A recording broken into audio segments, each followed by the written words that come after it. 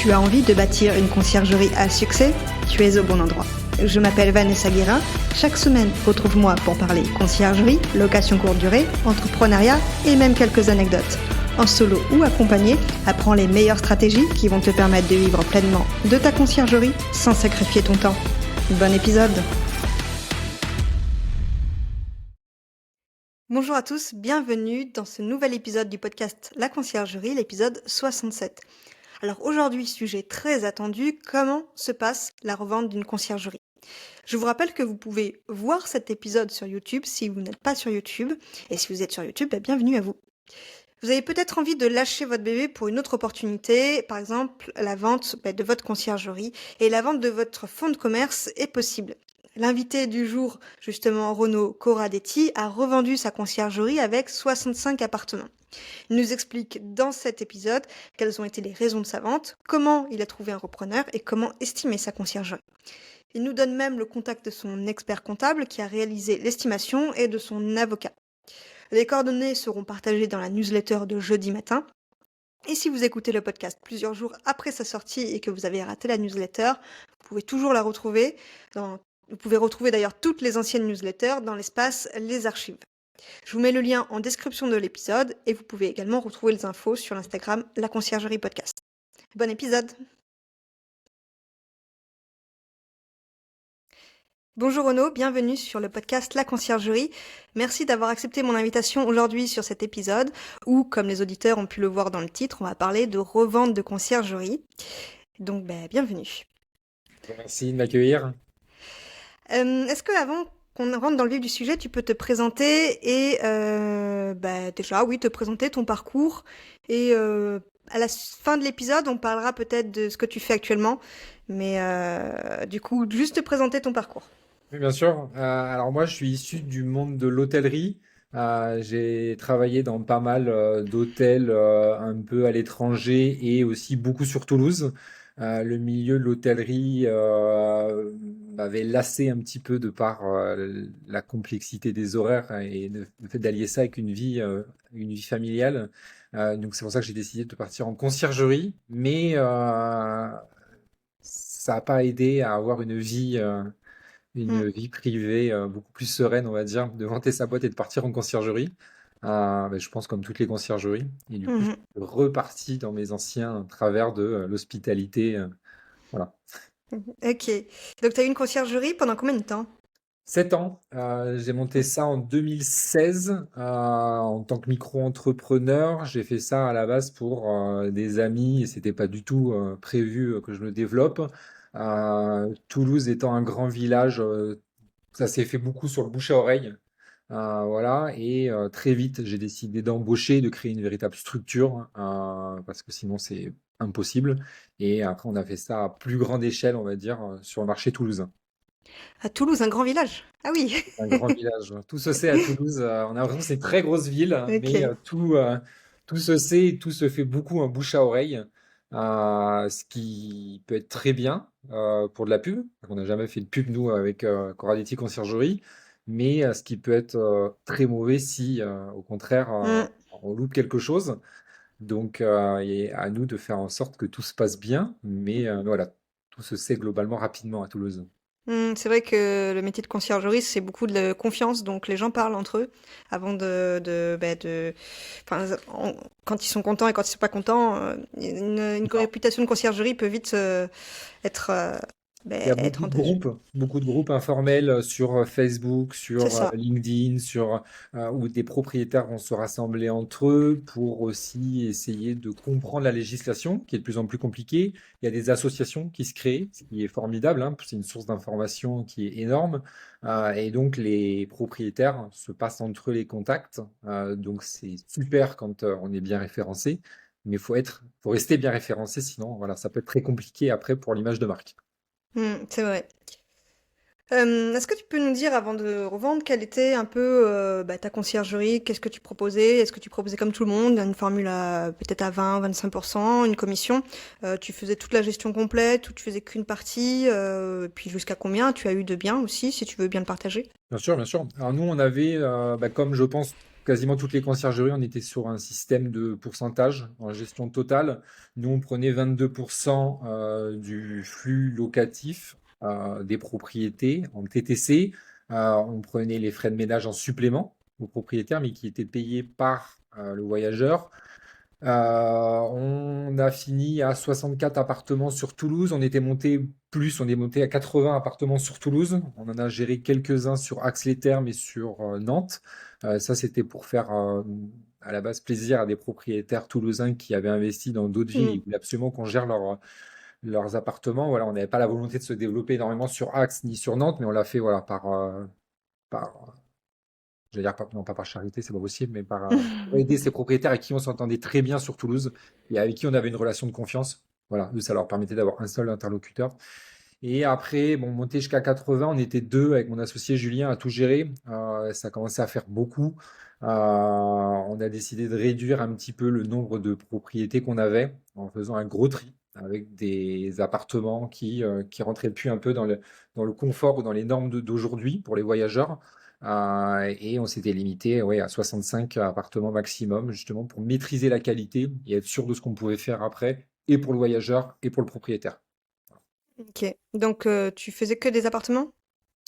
On a eu fait un tout petit peu des maisons sur l'extérieur de Toulouse, mais ça s'est passé un peu juste après le Covid, où Hmm. on avait beaucoup de maisons qui étaient louées pour la piscine, où ils arrivaient à 25 voitures pour faire la fête dedans. Donc on a été un peu Ah oui. échaudé avec ce système. Et après, notre stratégie, contrairement à d'autres conciergeries, nous, c'était plutôt les petits biens, donc studio T2, dans l'hypercentre de Toulouse. On a eu des T3, mais on était beaucoup plus spécialisé sur la petite surface où on pouvait faire beaucoup plus de volume et où les taux d'occupation étaient relativement très importants sur le marché toulousain. Ok, je vois. Bah, du coup, pourquoi tu as vendu finalement? Pourquoi j'ai vendu? Ben, pour les mêmes raisons que j'avais quitté l'hôtellerie avant. Un ras-le-bol? C'est que c'est un peu compliqué. Je trouve que les voyageurs, alors c'est un peu de la faute des conciergeries aussi. On a professionnalisé le métier, c'est-à-dire à la base, Airbnb, on va dormir sur un matelas quasiment gonflable chez l'habitant. C'est devenu un métier. On a professionnalisé tout ça avec du linge hôtelier, avec des produits d'accueil, avec un accueil physique pour certaines conciergeries. On revient dans l'hôtellerie, les voyageurs sont de plus en plus exigeants, peu importe l'heure, ils vont vous contacter. C'est-à-dire qu'il est très dur, entre guillemets, de couper avec son travail. Quand on est avec mon associé, on n'était que deux, c'est-à-dire que c'est non-stop, hein. Vous vous couchez le soir avec votre téléphone et votre boîte mail, vous vous réveillez le matin, la première chose que vous voyez, ben, c'est votre téléphone avec votre boîte mail et des éventuels problèmes. Voilà, il n'y a pas de. Alors, il faut savoir déléguer. Il y a des conciergeries qui le font très bien. Nous, on n'a pas su peut-être suffisamment déléguer ou embaucher une personne qui pouvait gérer ça. On a toujours voulu maîtriser, nous, un peu tout ça pour des questions financières, premièrement, et pour des questions de qualité. Et on se fait vite rattraper un peu et bien voilà, par le quotidien et la cadence un peu infernale, hein, Hmm. de ça. On avait beaucoup de chance, nous, nos propriétaires. On avait fait un tri, hein, comme j'avais dit, en passant de 80 à 65, on avait enlevé les pires propriétaires. Il restait, on va dire, que des propriétaires avec qui on s'entendait très bien, où c'était une relation de confiance. Il y en a certains avec qui on était depuis 7 ans. Donc, c'était vraiment un partenariat pour le coup avec ces propriétaires et c'était un régal Ah, on a un invité. C'est ça, l'invité. C'était un régal, hein, c'est-à-dire de travailler avec eux. Voilà, pour moi, la plus grosse contrainte, ça a été les voyageurs. Ouais, c'est Voilà. c'est vraiment une vraie contrainte dans ce métier. Après, comme tu disais, peut-être tu n'as pas réussi à déléguer. Certaines le font, certaines ne le font pas. Moi, je sais que ça a été aussi compliqué, hein. Je me couchais avec mon téléphone et je me réveillais avec les messages des voyageurs en attente. Enfin, Et ça peut être un stress pour certaines personnes, quotidien, une charge mentale. Donc, faut aussi le prendre en compte. Et en plus, toi, ça faisait 7 ans. Donc, c'est pas 3 ans comme j'ai pu avoir moi. Euh, ça commence à être pas mal. Après, et puis aussi, on peut toujours s'améliorer, on peut toujours continuer à se développer, mais j'avais besoin d'un renouveau professionnel, de changer un peu d'objectif. Mon associé, pareil, hein, il commençait à en avoir un peu marre de la location courte durée et du terrain. Voilà, donc on a décidé d'un commun accord d'arrêter cette activité et s'est posé un peu, bon, grâce au réseau, la question de la revente, de Mhm. comment, voilà. Et on a eu des opportunités qui se sont créées. Euh, Ça s'est Bah, très bien goupillé. Tout s'est très super bien. transition pour la suite, du coup. Où tu as direct pensé à la revente. Est-ce que avant la revente, tu t'es dit, ben, je sais pas, une activité qui ne se revend pas, ou alors tu t'es dit, on va arrêter petit à petit. Non, parce que ça s'est bien goupillé. Moi, quasiment jeté à la poubelle ce qu'on avait créé pendant 7 ans, ça m'embêtait. L'objectif de la revente, c'est déjà un objectif financier, on va pas se mentir, hein, parce que si on peut partir avec un chèque au bout des 7 ans plutôt que rien, c'est quand même très appréciable. Mais en plus de ça, quand on a un repreneur qui est solide derrière, avec qui on s'entend bien et quand il y a une vraie passation, on sait qu'il y a une transition pour les salariés. Voilà, c'est-à-dire qu'on peut leur reproposer quelque chose derrière, ce qui est quand même hyper important. Moi, l'objectif, c'était pas de dire je prends mon chèque, merci à tous, mais débrouillez-vous maintenant. Donc moi, les salariés qui ont fait vivre ma société, hein, la société, elle vivait pas grâce à moi, elle vivait grâce à mes salariés. C'était de leur promettre une continuité pour après. Et pour les propriétaires, pareil, qui m'ont fait confiance pendant 7 ans, vous pouvez pas leur dire décemment, vous allez rire, mais maintenant, vous débrouiller. C'était pas du tout ma conception des choses, mon associé non plus. Donc ça, c'était plutôt très très bien. Et j'ai plaisir encore à déjeuner. Et demain, je déjeune encore avec une de mes anciennes propriétaires, de garder ce lien, ce suivi. C'était avec certains, pas tous, hein, un véritable partenariat qu'on a créé au fil de ces années. Et ça reste important. Hmm. Donc la revente permettait aussi cette continuité, en plus du chèque qui va avec. Voilà. Si on peut joindre l'utile à Ouais. l'agréable. Donc ouais, on n'avait pas précisé, tu avais des salariés du coup? Moi, j'avais 2 salariés, 2 femmes de ménage qui étaient là depuis 5 ans et 6 ans pour les deux. Et j'avais mon associé qui était aussi salarié, voilà, depuis quasiment le début. Donc ça, c'était hyper important. Et après, on fonctionnait beaucoup avec des indépendants, notamment pour la partie ménage en plus. Mais on a toujours fait un mix des deux. Fonctionner que avec des indépendants, pourquoi pas. Mais il y a des avantages et des inconvénients. Fonctionner que avec des salariés, c'est pareil. Il y a d'autres avantages, d'autres inconvénients. Après, c'est chaque marché, chaque conciergerie qui va apprécier, on va dire, cette Hmm. donnée. Mais pour nous, c'était important pour essayer au mieux de maîtriser et les coûts et la qualité, de faire un mix des deux. Voilà. Si c'était à refaire, je ne sais pas dans quel sens je recommencerais entre le mix salarié et indépendant, mais c'était bien, effectivement. Du coup, le repreneur, il doit reprendre les salariés ou pas? Le repreneur a repris les salariés puisqu'il a repris mon fonds de commerce. Ok. Après tous les termes juridiques de ça, bon, évidemment, ça m'échappe un peu, donc on s'est fait accompagner hein, par un super cabinet d'avocats et un cabinet comptable toulousain qui nous ont aidés à faire cette transition. Ils étaient là vraiment pour nous représenter et nous expliquer les choses, où souvent ça nous dépasse, hein. Hmm. Mais ils ont repris l'ensemble des salariés. Mon associé, lui, n'a pas souhaité suivre l'aventure, mais c'était son choix à lui. Tenue, je sais pas, ça dépend de pas mal de données, hein. Ça dépend peut-être des formes juridiques et ça dépend de pas mal de choses. Mais voilà, ça s'est fait en tout cas pour mes femmes de ménage. Ok. Bon, on va revenir après dessus. D'abord, je voulais savoir comment t'as retrouvé enfin, comment t'as trouvé la personne qui allait te racheter la conciergerie. T'as dit juste avant que tu la connaissais?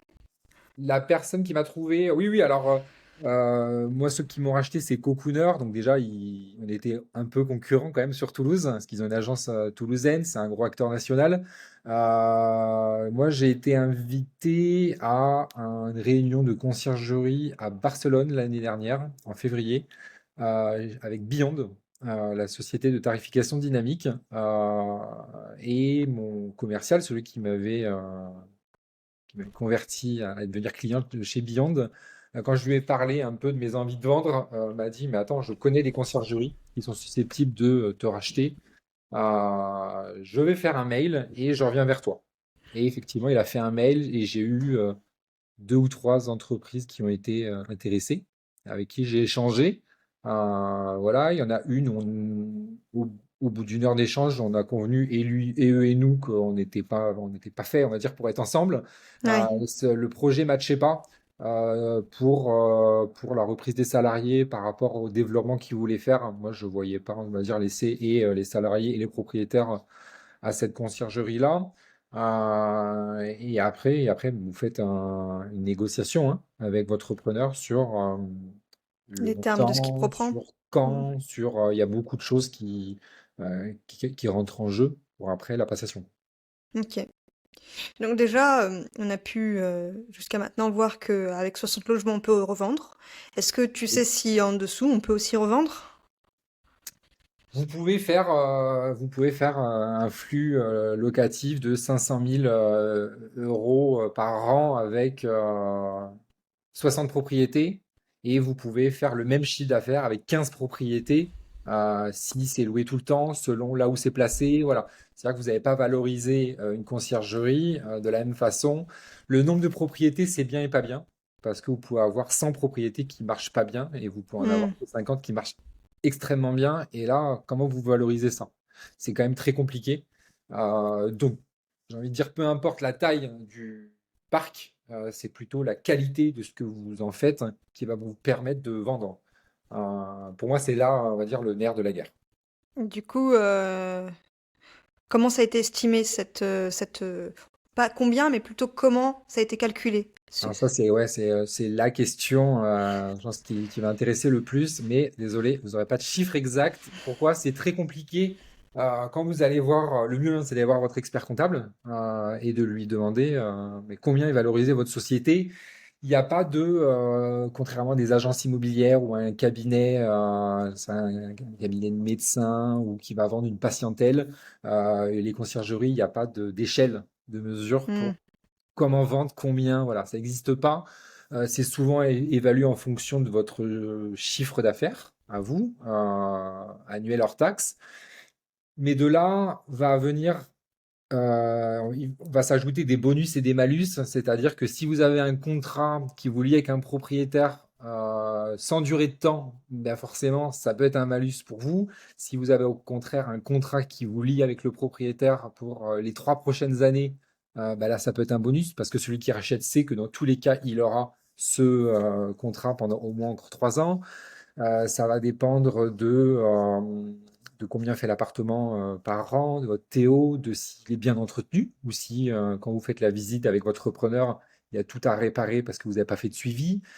Il y a trop de paramètres qui rentrent en compte, mais ça demande beaucoup de temps, c'est-à-dire que ça demande d'aller voir le parc, d'étudier les chiffres, d'étudier les bilans, de regarder la qualité des logements, mais quand vous êtes vraiment dedans. Et une fois que vous avez fait un mix de tout ça, on vous fait une proposition où vous faites, voilà. Mais vous vous mettez d'accord sur un prix euh, avec votre preneur et après c'est parti. Voilà. Mm. Donc c'est hyper difficile. Ouais, je vois. C'est pas, vous vendez pas un bien, vous dites c'est 6 000 € le mètre carré. C'est ça, ouais. C'est très compliqué à revendre. Donc ça a dû prendre un peu de temps quand même, puisque tu as dit que bah, la personne qui s'occupait de reprendre ta conciergerie a été voir tous les biens? On a été voir tous les biens. Ah ouais, Et c'est d'accord. très long. C'est très très long.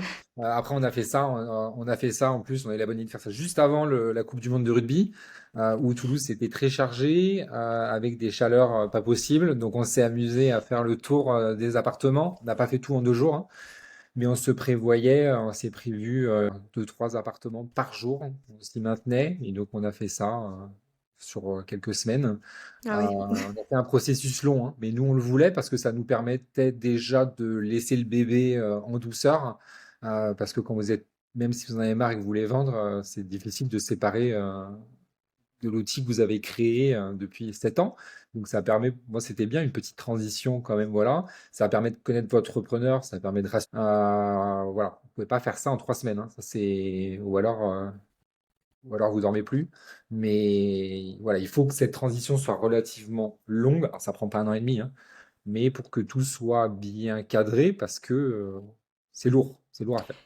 D'ailleurs, entre le moment où bah, tu as trouvé un repreneur et ça s'est vendu, tu dis Oui. qu'il y a combien de temps qui est passé? Moi, mon souhait, quand je suis parti à Barcelone chez Beyond, j'ai commencé à souhaiter vendre. C'était un souhait en février et on a signé l'acte final 30 septembre. D'accord. Donc février 2023, 30 septembre Ça aurait pu être 2023. un tout petit peu plus vite. Après, vous avez aussi les délais légaux et normaux que l'administration va vous imposer. Hmm. Donc, on peut jamais faire ce qu'on veut. Ça peut être un peu plus rapide que ça. Si vous avez moins de biens, ça peut forcément prendre 2, 3 mois de moins. On aurait pu être prêt un mois avant, je pense. Nous, on a voulu absolument finir par la Coupe du Monde de rugby pour finir en beauté Hmm. et garder encore un peu plus de chiffre d'affaires parce que ça, forcément, ça a été notre meilleur mois en 7 ans. Donc, on voulait finir par ça.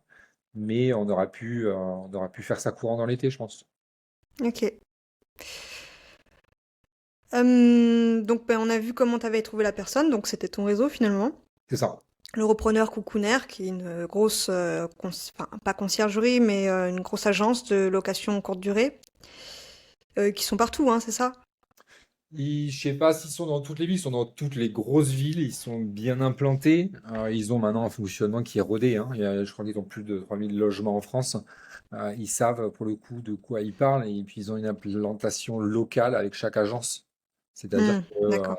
c'est pas, il y a certaines conciergeries qui vont avoir un développement national où tout va être centralisé au siège. Eux, ils ont vraiment des entités dans chaque région pour coller au maximum avec la réalité du terrain. Euh, Parce que vous n'avez pas la même stratégie forcément si vous êtes à Rennes euh, que si vous êtes à Toulouse ou si vous êtes à Lyon. Donc forcément, il faut un peu plus de local. Hmm. On a vu aussi que ben, l'estimation, ça se faisait aussi beaucoup en fonction du type de contrat qui a été fait avec le propriétaire, Oui. du chiffre d'affaires. Donc, ben, déjà, on peut donner comme conseil aux auditeurs que ben, des contrats avec engagement, c'est peut-être plus intéressant. Moi, j'étais pas pour à l'époque parce que bah, j'ai essayé de vendre en disant tant que vous êtes content, vous restez. Après, effectivement, d'un point de vue revente, c'est mieux d'avoir un contrat avec durée. Hmm, Mais c'est normal, hein, parce que ça rassure votre acheteur. Si votre acheteur vous reprend votre parc et que tout le monde s'en va au bout d'un mois, il n'y a pas c'est sûr. il y a pas d'intérêt pour le racheteur d'avoir dépensé dans le vent, on va dire, ce qu'il a dépensé. Hmm. Est-ce que tu as d'autres conseils comme ça qu'il faudrait mettre en place pour que ce soit mieux valorisé pour une revente? Les contrats, c'est très important. La relation que vous avez avec vos propriétaires, parce qu'au final, c'est eux qui décident de passer ou pas chez le repreneur. Donc, s'ils décident de pas le faire, bah, vous êtes très mal, parce que votre vente peut capoter à 3 jours de la signature s'il n'y a pas le nombre qui est prévu. Donc, c'est très stressant. Euh, il y a beaucoup de paramètres. La qualité des logements. Avoir des logements de qualité vaut mieux faire un peu moins de logements, mais mieux que de vouloir faire du volume. Ça, c'est déjà pour vous, quand vous couchez le soir, si vous savez que vous faites de la qualité, vous êtes plus serein et vous êtes content de ce que vous avez fait. Faire du volume pour faire du volume, vous valoriserez pas plus votre parc et votre chiffre d'affaires. Ça peut être une stratégie à court terme, mais sur le long terme, pour moi, ça paye pas. Ok. D'ailleurs, comment ça s'est passé auprès des propriétaires? Il fallait qu'ils soient d'accord. C'est ce que tu disais? Et il vaut mieux parce que on peut pas leur imposer de tout changer du jour au lendemain. Donc on les incite à passer, mais c'est eux qui ont le dernier mot en disant, mais non, moi j'en profite pour revendre, j'en profite pour y mettre mon fils qui est étudiant, j'en profite pour le mettre chez l'autre conciergerie concurrente. Nous, on a eu tous les cas de figure. Voilà, il y en a qui restaient aussi parce que c'était nous, parce qu'on avait développé une bonne relation. Donc, vous avez tous les cas de figure. Donc, faut jouer avec ça. Même les propriétaires, des fois, dont vous soupçonnez pas l'intérêt qu'ils vous portent, ils vous disent, ah, mais je suis, ça y est, je suis triste hein, que vous partiez. Je veux dire, ben, il fallait être plus sympa avec moi pendant les 7 ans. Mais voilà, c'est souvent d'ailleurs ceux auxquels on pense pas. Ils Ouais. sont tristes de nous Ouais, voir parce partir. que forcément, c'est notre conciergerie qui reprend avec ben, ses prix, son cadre. Donc c'est... Après, bon, dans la transition, nous, on passait toutes les informations qu'on faisait avant. On a passé les chiffres des appartements, ce qu'ils faisaient, les prix moyens. Nous, on avait la volonté d'être le plus transparent possible pour que l'autre conciergerie, déjà, ce soit plus facile, qu'elle recommence pas un peu Hmm, à zéro. Euh, mais forcément, vous êtes obligé de repartir un petit peu à zéro. Les plateformes autorisent plus trop qu'on reprenne des annonces en cours. Faut les refaire depuis le c'est début. ça. alors qu'avant elle l'autorisait. Donc ça, on va dire que et vous et votre preneur, vous êtes soumis aussi un petit peu à ce que Airbnb et Booking veulent bien vous laisser faire. Euh, voilà, vous jouez avec ça, il faut rassurer les propriétaires par rapport au profil de l'acheteur. Voilà, ça c'est une petite conciergerie, c'est super, ils font du local, mais est-ce qu'ils vont avoir les épaules pour le continuer dans le temps, ou tous les ans, il va falloir rechanger de conciergerie, ou alors vous prenez un gros acteur qui a les épaules, pour, même s'il y a une crise, qui a les épaules pour faire de la durée, euh, quitte à avoir des fois des relations un peu moins privilégiées que quand vous êtes une toute petite conciergerie. Voilà, ça c'est vraiment à chacun de mesurer ça. Tu disais qu'il y avait une transition.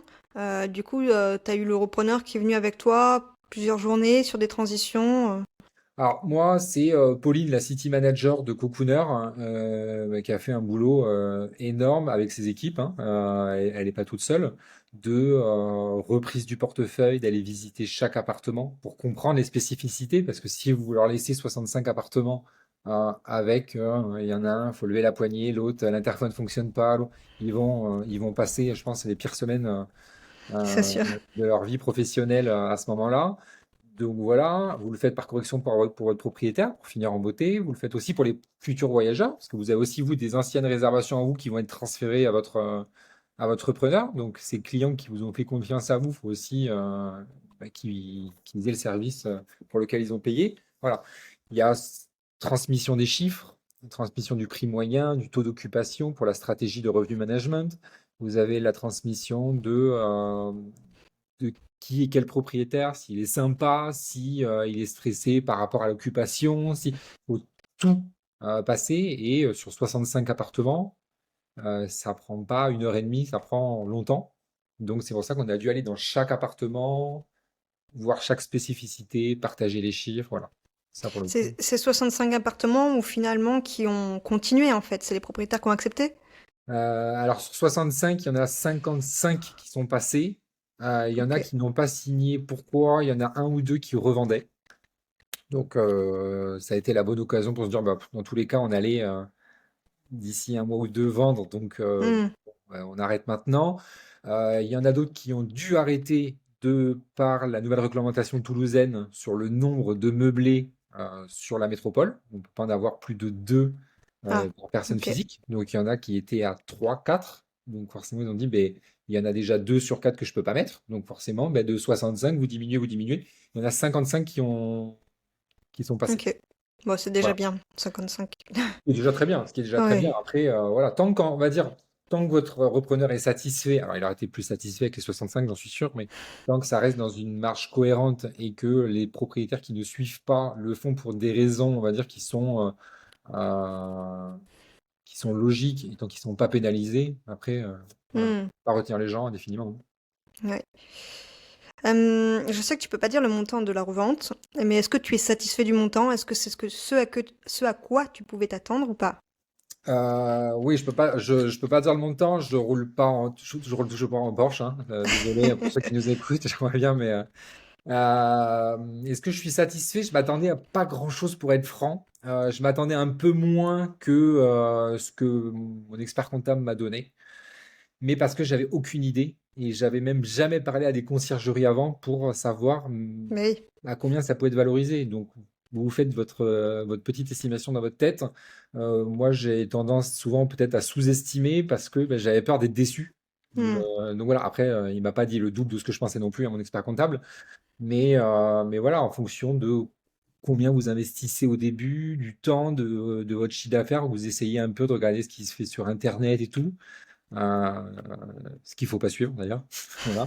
Mais voilà. Mais maintenant, avec du recul, oui, je suis satisfait. Je suis satisfait du prix de vente. Je suis satisfait d'avoir tourné la page, on va dire, de ma conciergerie, même si forcément, vous avez l'impression que vous avez votre enfant qui est parti faire ses études un peu ailleurs. Donc, j'aime bien regarder ce qui se passe. Je continue à appeler l'agence de Toulouse pour savoir si ça va. Je suis pas obligé, hein, mais Oui. j'aime bien avoir des nouvelles de certains propriétaires de l'agence pour voir si tout se passe bien, si ce qu'on a créé vit encore. Voilà. Ouais, parce que c'est vrai que pour les auditeurs qui vont nous écouter, s'ils ont l'idée de revendre, il y a pas d'informations sur internet. J'ai déjà cherché, il y a très peu de choses, des choses, qui se disent, qui sont démenties derrière. Enfin, c'est très compliqué. Donc, le meilleur conseil, c'est d'aller voir un expert comptable, c'est ça? C'est d'avoir un expert comptable, je peux donner les coordonnées du mien, hein, comme ça ils auront, comme ça, ils auront à peu près les mêmes estimations que ce que j'avais fait moi. Ils valorisent, je pense, de la même façon. Mais c'est bien d'être bien entouré. Moi, encore une fois, j'ai eu mon expert comptable qui s'est mis en relation avec mon cabinet d'avocat. Alors, Ok. vous n'avez pas un avocat pour des problèmes, hein. Vous avez aussi un avocat qui va vous donner du conseil Et oui. pour votre déclaration d'impôt, sur l'optimisation de pas mal de choses, avocat fiscaliste. Et je sais que les deux travaillent en cheville pour avoir la meilleure stratégie de vente et aussi de comment vous vendez. Si vous vendez la société, si vous vendez le fonds de commerce, si vous, cet argent, vous le reprenez en perso ou si vous créez une holding, il y a un million de choses à faire après. Et clairement, seul, sans accompagnement, même si vous adorez la compta et vous adorez le droit, c'est pas possible. Hmm, C'est pas possible, c'est des c'est montages sûr. pour lesquels vous pouvez même pas imaginer. Pour l'objectif, après, c'est l'optimisation fiscale. Tout est toujours légal, hein, attention, mais c'est de l'optimisation fiscale parce que si vous le prenez en perso, ça va pas avoir le même impact si vous faites passer cet argent dans une holding, si vous rachetez un appartement après, si vous faites de la SCI, il y a un million de paramètres qui vont faire que, et c'est pour ça qu'il faut être le mieux armé possible euh, pour la suite. Hmm. Si tu veux bien, après l'épisode, je veux bien ton contact et je le mettrai dans la newsletter pour Avec ceux qui sont plaisir, intéressés. avec Comme plaisir. ça, comme il a déjà fait des estimations il en a au moins fait une, du moins, de conciergerie, la tienne. Donc ça peut être intéressant Non, pour mais ceux qui veulent faire il estimer. est habitué à ça et le cabinet d'avocats, moi je les prends dès qu'il y a besoin de faire quelque chose, même une formalité, parce qu'ils sont experts. C'est un bon cabinet qui a l'habitude de faire des ventes de sociétés, donc ils savent de quoi ils parlent, c'est leur spécialité. Donc vous êtes tranquille après, voilà, ils sont hyper à l'écoute, ils vous reçoivent dans les bureaux, ils vulgarisent vachement ce qu'ils vont vous expliquer, parce que des fois, Ouais. au début, je leur disais, je comprends rien à ce que vous me racontez. Est-ce que tu veux me parler, est-ce que tu peux me faire le droit pour les nuls? Et il me disait, t'inquiète pas. Et puis il me réexpliquait avec un langage plus compréhensible. Et là, vous savez où vous allez. C'est-à-dire qu'on n'est pas sur le vieil avocat Ouais. qui est un peu déconnecté, on va dire, du reste du monde. Et eux, ils sont très terre à terre, hein. C'est la spécialité de Toulouse, hein. Et c'est bien. Oui, mais pour les personnes qui sont pas à Toulouse, il le fait aussi, hein, Ah j'imagine. oui, bien C'est à sûr, bien sûr. distance. Et je Ok. conseille maintenant, même pour d'autres sociétés qui sont ailleurs, je conseille et mon avocat et mon comptable, ils sont capables de le faire. C'est pareil, s'ils savent pas le faire ou s'ils ne peuvent pas, ils le diront. Ils sont assez francs pour dire, mais là, on n'a pas la capacité, si on veut faire de la qualité avec vous, ils sauront le dire. Donc sans problème. S'ils prennent le dossier, c'est qu'ils savent qu'ils peuvent aller Hmm. jusqu'au bout. Ok. Maintenant, qu'est-ce que tu fais alors? Et maintenant, et T'as plus ben rien à maintenant, faire? je m'ennuie, j'ai une to-do list. Non, je suis resté 2 mois à m'occuper de mes affaires courantes, hein, où au final, je me continuais à me connecter sur les mails de ma conciergerie 11 fois par jour au cas où. Alors, au cas où, il n'y avait rien du tout, mais voilà, mauvaises habitudes. C'est bien de partir aussi un peu en vacances et de souffler. Et je suis parti chez Beyond. Donc voilà, donc j'ai été client de chez Beyond. Ils m'ont aidé à vendre ma société. Et maintenant, en fait, je suis parti faire un consultant pour Beyond, où je vends à des conciergeries la solution de revenu management, hein, voilà, où je comprends les difficultés des conciergeries pour l'avoir vécu pendant 7 ans, et je montre l'efficacité de nos outils sur le portefeuille des clients pour améliorer et le taux d'occupation, le revenu, et gagner en temps dans la stratégie tarifaire. Ouais, et d'ailleurs, Vincent Pinault était passé sur le podcast, l'épisode 29, où il parlait justement de la solution Beyond, qui Exactement, est j'ai super écouté ce intéressante. podcast. Ouais, ouais, c'est un super podcast. Et il résume parfaitement ce qu'on fait. Voilà, mais du coup, Vincent aussi avait une conciergerie en Nouvelle-Zélande et j'avais pas mal d'appartements. Et du coup, c'est intéressant justement d'avoir cette approche euh, n'est pas déconnecté de la réalité du terrain, même si on passe, on va dire, de l'autre côté de la barrière de la location courte durée, parce qu'on a vécu ça pendant longtemps. Et donc, on arrive à faire un parallèle entre notre solution et les conciergeries pour Bien sûr. optimiser tout ça, quoi. Voilà. Hmm. Ok. Bon, nouveau départ, on peut Nouveau dire. départ, nouveau challenge. Ça, t'es pas trop nostalgique, ça va? Et ben, je suis pas du tout nostalgique. Quand je ferme mon ordinateur, j'ai personne qui m'appelle, sauf si c'est pour aller boire un verre dans Toulouse, donc c'est formidable. Il n'y a Ouais, pas de problème de je Wi-Fi connais avant ça. 3 heures. Et c'est un luxe qu'on oublie vite. Donc, si vous revendez, pensez à couper votre téléphone de temps en temps le soir. D'ailleurs, ça fait le plus grand bien. Et il n'y a pas de message le lendemain matin, on se réveille Et il n'y a sans pas de stress. message. Si j'ai des messages de clients, de futurs clients de Beyond, mais Oui, oui, mais c'est des messages sympas pour des gens qui vont signer, donc c'est forcément beaucoup plus agréable au réveil que oui, c'est le pas des problème de problèmes de chiffre. plomberie ou de boîte à clés ou... C'est ça. Ok, bon, bah, merci de cet échange, Renaud. Plaisir. Bah, comme dit, on mettra le contact de ton expert comptable dans la newsletter qui sort le jeudi, donc le lendemain de la sortie de l'épisode. Aucun problème. Et ben, je te souhaite une bonne journée, à bientôt. Et merci, à très bientôt. Au revoir. Au revoir. Et pas si vite, tu as apprécié cet épisode, tu peux le partager à ton entourage ou encore mieux, laisser un avis 5 étoiles sur ta plateforme d'écoute préférée et un commentaire. Je te dis à bientôt.